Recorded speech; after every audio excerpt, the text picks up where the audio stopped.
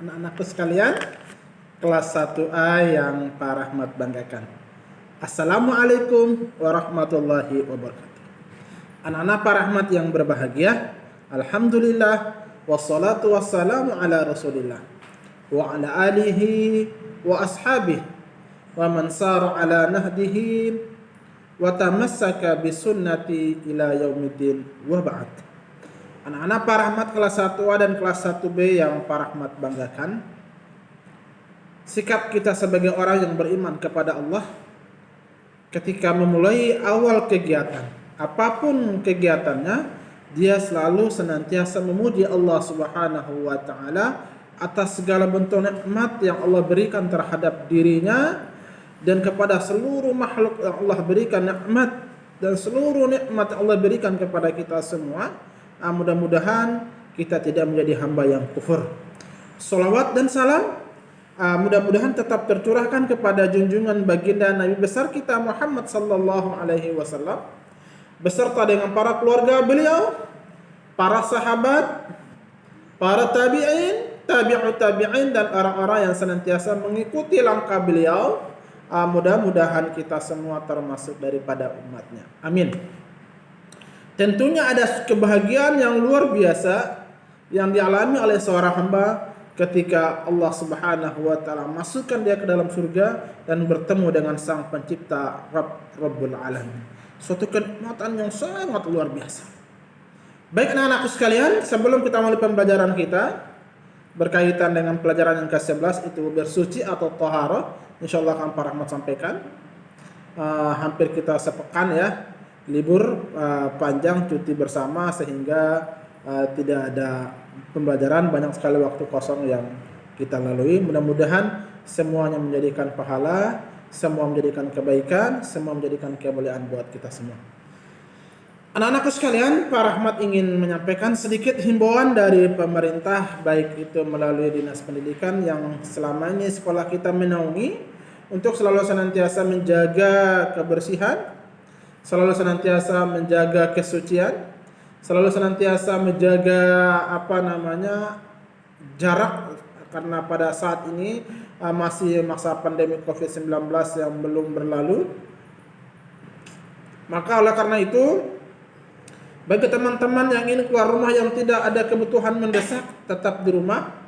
Adapun kalau sudah yang waktunya ingin keluar, maka gunakanlah masker. Kemudian selalu senantiasa mencuci tangan dan juga selalu senantiasa menjaga jarak. Mudah-mudahan ikhtiar yang kita lakukan, baik Pak Rahmat dan teman-teman semua, mudah-mudahan kita semua terhindar dari wabah COVID-19. Amin. Anak-anak kelas 1A yang Pak Rahmat cintai, tentunya merasa suatu kebahagiaan yang akan Pak Rahmat rasakan apabila Pak Rahmat bertemu dengan teman-teman semua. Karena anak kelas 1A sekarang, Masya Allah ya, Pak Rahmat kangen sama kalian semua. Kemudian kelas 1B juga, keluarga besar Asy-Syafi'i, rasa kebanggaan buat Pak Rahmat apabila kita semua sudah belajar di sekolah. Tentunya kalau sudah belajar di sekolah, tentunya tidak ada beban lagi buat ayah bunda kalian yang membimbing kalian di pembelajaran di rumah. Baik teman-teman kelas 1A dan 1B yang Pak Rahmat cintai, kita masuk pembahasan kita berkaitan bersuci atau taharah. Pak Rahmat, apa sih bersuci itu Pak Rahmat? Pak Rahmat, aku nggak tahu apa itu taharah. Baik, pengen tahu tentang kejelasan bersuci atau taharah yang dimaksud dalam syariat Islam kita, maka ayo teman-teman simaklah video Pak Rahmat ini dengan baik-baik dan fahami. Apabila menemukan kalimat yang salah atau menemukan penyampaian yang kurang pas atau belum paham dengan penyampaian Pak Rahmat, silakan tanyakan WA akan ke Pak Rahmat. Baik. Jadi anak-anakku sekalian, agama kita, agama Islam yang sangat mulia sekali, yang menjunjung tinggi tentang hak seseorang hamba, menjunjung tinggi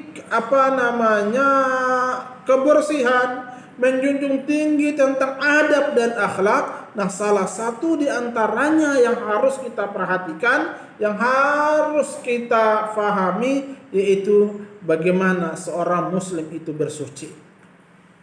Kenapa demikian pentingnya bersuci? Karena salah satu syarat diterimanya suatu ibadah, baik itu sholat, wudhu dan seterusnya, dia harus bersih dari namanya hadas, baik hadas kecil ataupun hadas besar. Artinya dia harus bersuci. Sehingga Islam mengajarkan kepada kita untuk selalu senantiasa menjaga kebersihan. Anak-anakku sekalian, kita diwajibkan oleh Allah Subhanahu wa taala untuk melaksanakan salat fardu. Salat fardu itu salat zuhur, salat yang diwajibkan, zuhur, asar, maghrib dan isya serta subuh. Itu sebelum kita melaksanakan salat fardu tersebut, kita dianjurkan, diperintahkan oleh Allah, diperintahkan oleh syariat Islam, sebelum kita melaksanakan ibadah salat, kita harus bersuci terlebih dahulu, teman-teman. Ya, kita harus bersuci terlebih dahulu. Baik bersuci itu menghilangkan kotoran yang ada pada badan kita, kotoran yang ada pada pakaian yang kita gunakan, atau tempat ibadah yang akan kita pakai, kita gunakan untuk ibadah, dia harus terbebas dari namanya najis. Dan dia harus bersih dan suci. Nabi Shallallahu Alaihi Wasallam bersabda dalam sebuah hadis yang sahih, beliau mengatakan, "Kulul ard masaj ilal hamam wal maqabir." Seluruh permukaan bumi itu bisa kita jadikan untuk tempat ibadah. Kita bisa sholat di situ, kita bisa baca Quran di situ, kita bisa bermusyawarah di situ, kita bisa menuntut ilmu di situ, kita bisa berdiskusi juga di situ. Tetapi ada dua tempat yang dilarang oleh Allah Subhanahu wa taala, yaitu yang pertama adalah kamar mandi dan yang kedua adalah pemakaman atau kuburan. Karena dua tempat ini tidak boleh kita ibadah di situ. Maka anak-anakku sekalian, tidak boleh kita masuk kamar mandi sambil mengaji. Tidak boleh, karena itu bukan tempat ibadah. Apalagi nyanyi-nyanyi, tidak boleh. Atau masuk kamar mandi sambil teriak, atau masuk kamar mandi sambil joget, mungkin ada ya. Tidak boleh. Islam sangat melarang. Begitu juga di makam. Tidak boleh kita beribadah di tempat kuburan. Tidak boleh kita baca Al-Quran di atas kubur. Tidak boleh kita sholat di pemakaman. Karena itu bukan tempat ibadah. Lalu pertanyaannya adalah, Pak Rahmat, boleh nggak kita ziarah buat ayah bunda kita yang sudah meninggal, atau kakek atau keluarga atau sahabat kita yang sudah mendahulu? Boleh kita ziarah, ya. Tetapi tidak disyariatkan dalam ziarah tersebut kita baca Al-Quran di atas kuburan. Maka anak-anakku sekalian, Nabi Sallallahu Alaihi Wasallam bersabda dalam sebuah hadis, "Kulul ard masajid illal hamam wal maqabir." Seluruh permukaan masjid, seluruh permukaan bumi boleh kita jadikan tempat untuk beribadah, kecuali dua tempat. Yang pertama adalah kamar mandi atau WC, kemudian yang kedua adalah pemakaman atau kuburan. Oleh karena itu, tempat yang akan kita gunakan untuk beribadah, dia harus bersih dan suci. Boleh nggak kita sholat di lapangan, di tanah? Boleh. Buktinya kalau setiap sholat Idul Fitri maupun Idul Adha, kita sholat di lapangan. Boleh tidak? Padahal lapangan bukan tempat masjid. Tetapi Nabi SAW mengingatkan, seluruh permukaan bumi kita bisa jadikan tempat untuk ibadah, bisa kita jadikan tempat untuk sholat dan bermusyawarah. Karena anak-anakku sekalian, orang yang bersuci disebut juga orang yang tahara. Nah, maksud Pak Rahmat adalah bersuci disebut juga tahara. Allah Subhanahu wa taala akan menerima pahala seorang hamba yang dia lakukan. Pahala itu akan diterima oleh Allah kecuali dia harus dalam keadaan bersuci, baik dari hadas maupun dari najis. Pak Rahmat, apa itu hadas? Nanti Pak Rahmat akan jelaskan. Apa itu najis? Pak Rahmat insyaallah akan menjelaskan. Ayo teman-teman, dengarkan dan fokus materi kita berkaitan dengan hadas maupun najis. Dalam surah At-Taubah ayat 108 Allah Subhanahu wa taala berfirman, "Wallahu yuhibbul mutatahhirin." Sesungguhnya Allah sangat mencintai, sangat menyukai tentang kebersihan. Allah sangat menyukai orang yang bersih. Pak Rahmat misalnya, atau kita jalan-jalan di pinggir jalan, kita temu ada orang yang badannya belum mandi alias orang gila misalnya, tentu tidak akan senang. Tentu kita tidak akan senang. Allah sangat mencintai orang yang bersih atau orang yang bersuci. Kemudian kita harus menjaga kebersihan. Apa sih yang harus kita jaga? Yang pertama, badan kita. Kalau badan kita sakit, kita tidak akan bisa sholat, kita tidak akan ibadah seperti orang yang sehat. Misalnya contoh, dia badannya panas, dia nggak mungkin dong berwudu, dia nggak mungkin dong mandi, dia nggak mungkin sholat dengan keadaan berdiri. Mungkin dia bisa sholat dengan duduk. Kalau nggak bisa duduk, dengan berbaring. Kalau dengan nggak bisa berbaring, dia menghayal sholat itu bagaimana ya. Oh, pertama takbir, dia menghayal dalam hatinya Allahu Akbar. Kalau tidak bisa, berarti dia sudah mati atau sudah wafat. Jadi badan kita harus jaga, harus mandi, dibersihkan, harus sikat gigi, ya, untuk menjaga kebersihan. Kemudian mandi menggunakan sabun, ya. Bagi anak-anak Pak Rahmat yang putri harus menggunakan sampo biar kita bersih, suci dan wangi. Kalau kita sudah suci dan wangi, tentunya kita akan senang.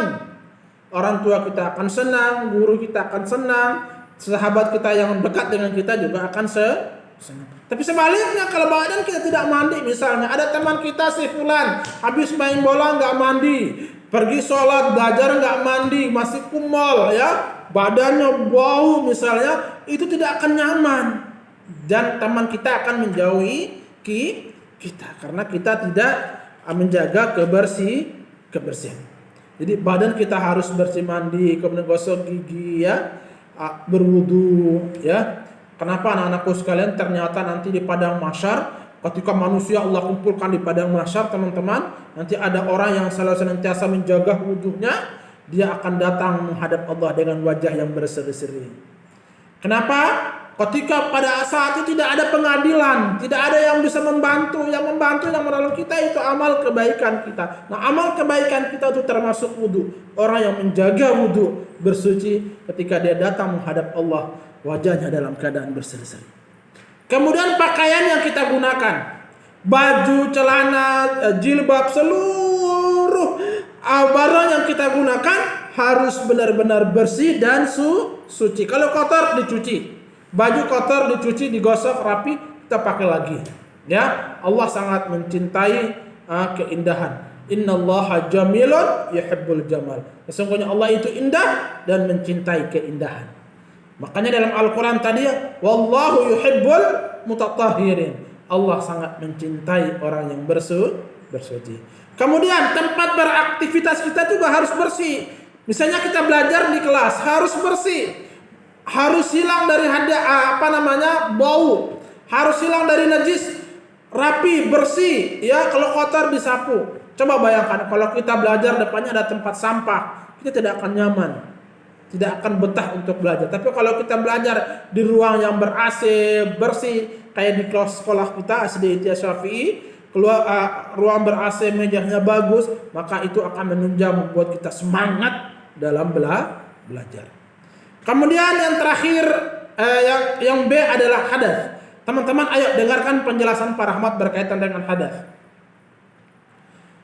Hadas adalah suatu keadaan yang menyebabkan kita menjadi tidak suci menurut syariat Islam. Pak Rahmat ulangi, hadas ialah suatu keadaan yang dapat menyebabkan kita tidak menjadi suci menurut syariat Islam.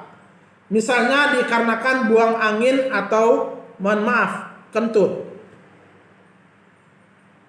Nah, sebelum kita mengerjakan sholat, anak-anakku sekalian, kita harus bersuci terlebih dahulu. Ya, baik dari hadas maupun najis. Nah, sebelum kita sholat, kita harus wajib bersuci dari hadas, karena orang yang berhadas salatnya menjadi tidak sah. Misalnya dia hadas ada dua macam, ada hadas besar dan hadas kecil. Orang yang misalnya habis buang hadas, misalnya dia kentut atau dia buang angin, atau dia BAB atau pup, setelah itu dia tidak bersuci, kemudian dia langsung salat, maka salatnya tidak sah. Ya, salatnya tidak sah. Kemudian orang yang berhadas besar, dia cara bersucinya dia harus mandi. Pak Rahmat ditanya, Pak Rahmat, orang yang hadas besar itu seperti apa? Banyak. Tapi Pak Rahmat akan berikan satu contoh saja buat teman-teman. Kemudian ayah bunda bisa membantu menjelaskan mohon bersabar untuk menjelaskan berkaitan dengan hadas besar. Ya. Tidak langsung ya, setiap ilmu yang kita fahami langsung kita terapkan kepada anak, karena ini kejadian seperti tahun-tahun sebelumnya, harus dijelaskan semua. Nah, nanti kalau anak-anak kita bertanya, maka orang tua juga akan bingung, apalagi Pak Rahmat sebagai guru PAI kelas 1A, 1B, 2A dan 2B, dan kelas-kelas 3A dan 3B, maka akan bingung untuk menjawab dan akan bingung untuk anak itu mencerna dan anak itu untuk bisa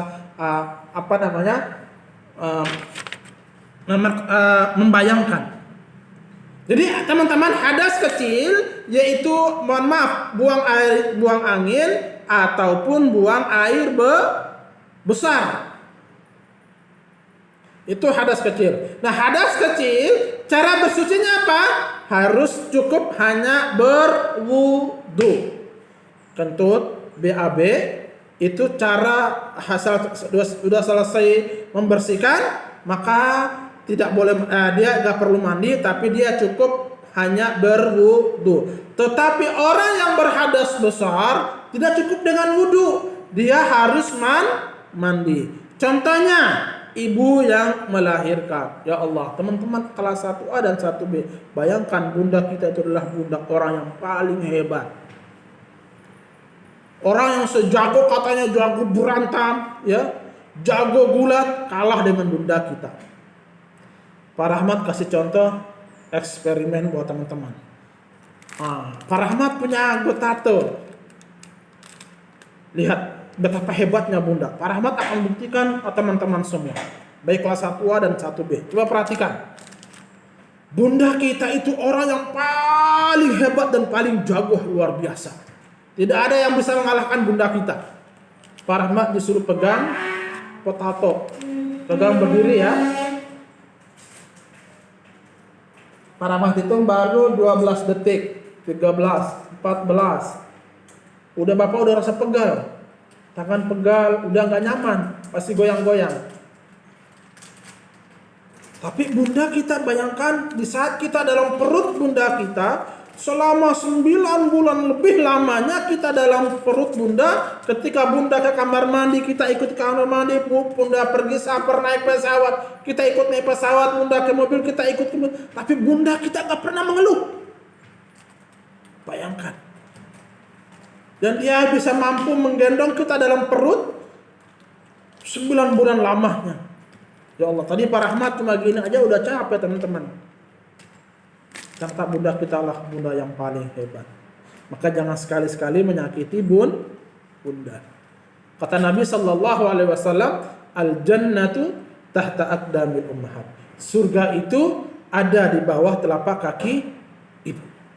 Artinya surga itu dekat dengan ibu, maka berbaktilah kepada bunda kita. Berbaktilah kepada ayah dan ibu. Kita lanjutkan hadas. Jadi hadas itu menyebabkan kita menjadi tidak suci menurut Islam. Hadas ialah suatu keadaan yang menyebabkan kita tidak menjadi suci menurut syariat Islam. Misalnya dikarenakan buang angin atau buang air besar. Nah, sebelum kita mengerjakan sholat, kita harus bersuci dari hadas. Karena orang yang berhadas, sholatnya tidak akan diterima oleh Allah, alias sholatnya tidak sah. Hadas ada dua macam, teman-teman. Yang pertama, hadas kecil, dan yang kedua adalah hadas besar. Orang yang berhadas besar, contoh bunda yang baru melahirkan. Bunda melahirkan tuh anak-anakku sekalian, itu pertarungan antara hidup dan kematian. Antara kita yang hidup, antara bayinya atau anak atau dari bayi yang hidup. Alhamdulillah. Ataukah bunda yang wafat, ataukah anak yang wafat. Bunda kita mempertarungkan untuk menyelamatkan diri kita. Kemudian orang yang berhadas kecil, bersucinya cukup dengan berwudu. Kemudian najis. Selain dikarenakan oleh hadas, seorang bisa tidak menjadi suci dikarenakan adanya najis. Najis adalah kotoran yang harus dibersihkan dari badan, pakaian, tempat yang kita gunakan atau tempat yang beraktivitas, itu harus bersih dari najis. Najis terbagi menjadi 3. Pertama, najis mughalladhah atau najis berat. Kemudian najis mutawassithah atau najis pertengahan atau najis ringan.